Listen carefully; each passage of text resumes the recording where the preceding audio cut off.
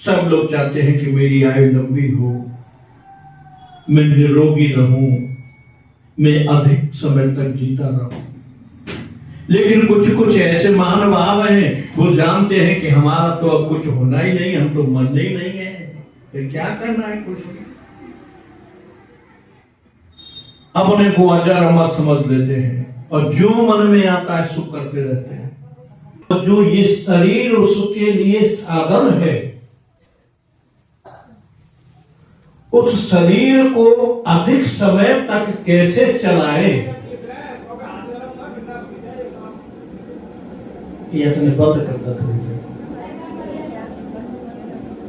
इस साधन से, इस साधन को हम लंबे समय, इसलिए श्वास रोकने का, श्वास कम लेने का ये तरीका हमारे संतों ने उजागर किया और यही योग क्रिया में आता है।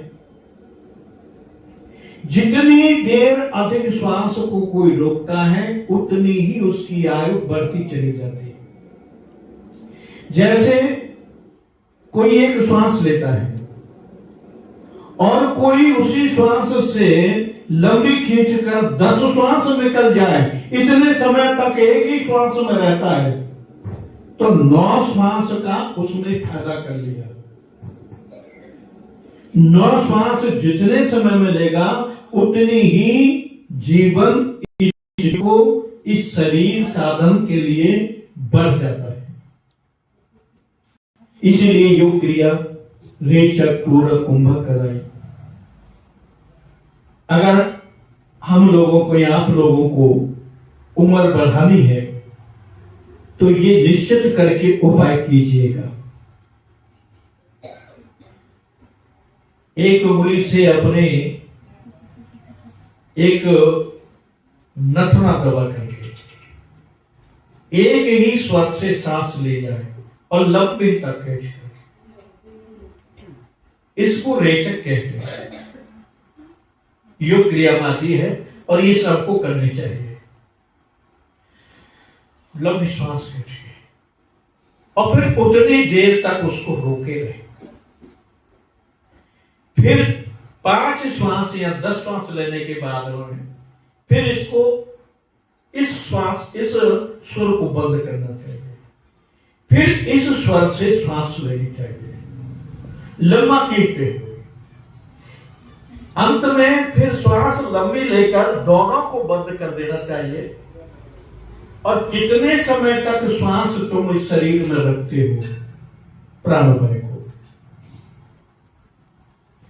ऐसे दिन में तुमने अगर 1-2 घंटा कर लिया तो 1-2 घंटा तुम्हारा कम से कम आधा घंटा या 40 मिनट आपकी आयु आगे बढ़ जाएगी। उम्र बढ़ाने का और कोई साधन नहीं है। भगवान से भी कहना कि भगवान हमारी लंबी उम्र का तो नहीं करेंगे। भगवान से कहो धन दे दो, धन दे देंगे। भगवान से जो कुछ मांगो सो दो देंगे, लेकिन उम्र 1 इंच भी नहीं देंगे। क्यों? कि जितनी श्वास जिसको निश्चित कर दी इस जीव को इतनी श्वास लेनी है, उतनी ही श्वास उसको मिलेगी। एक श्वास ओवर नहीं ले सकता, एक श्वास। हमारे ऋषि मुनि इसी पद्धति को अपनाते हुए 1-1 लाख वर्ष, 1-1 हजार वर्ष, 10-10 हजार वर्ष जीवित रहे। वो हम लोग 40-50 साल में ही राधे राधे हो जाते हैं। क्यों? कि हम लोग श्वास अधिक खर्च करते हैं। धन खर्च करेंगे तो धन आ जाएगा, लेकिन श्वास खर्च करती वो श्वास नहीं आएगी। श्वास का जो खाता है उसमें से निकलती जाएंगी, बढ़ेंगी नहीं। जैसे एक गड्ढे में जल भर दिया जाए और उसका ढक्कन बंद कर दिया जाए, उसमें एक सुराख कर दिया जाए, तो कुछ समय के बाद वो खाली हो जाएगा। उसमें अगर कोई डालता रहेगा तो अधिक समय तक चलेगा, डालता रहेगा चलता रहेगा, डालता रहेगा चलता रहेगा, लेकिन श्वास को डालने वाला कोई नहीं है।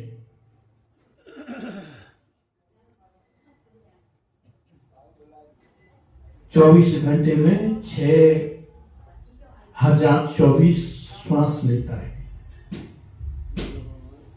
12 घंटे।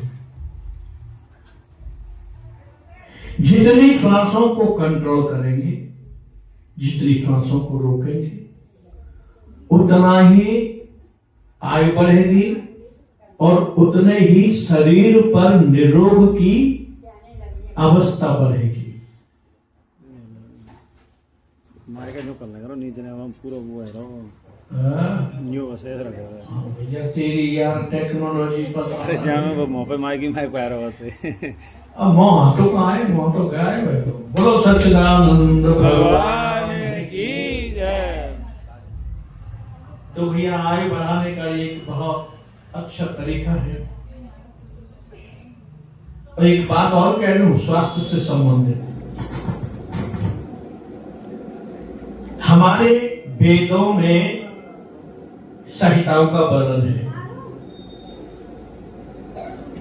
संहिताओं में जैसे सार्क संहिता, चरक संहिता,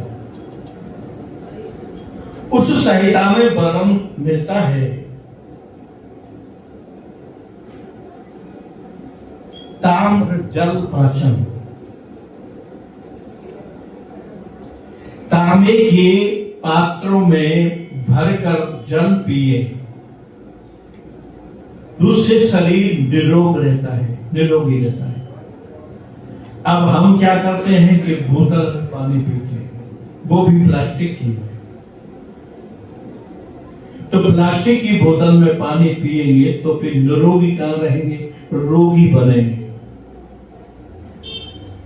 ये तो मजबूरी है, कोई कार्यक्रम हो या कोई उत्सव हो वहां जा रहे हैं, लेकिन वहां भी मैंने देखा है कई लोग अपनी निजी बोतल जो तांबे की होती है उसको ले जाते, उसी से जल पीते हैं। जब हम ऐसे पात्रों का जल पिएंगे तो उसके जो सूक्ष्म कण हैं, अणु है, वो हमारे शरीर में प्रवेश करेंगे। तो चरक संहिता का जो वर्णन है ताम्र जल पाचन, वो निरोगी बनाता है। आयु बढ़ाओ और शरीर को निरोगी बनाओ, अच्छा रहेगा। हर हर महादेव, हर हर महादेव, हर हर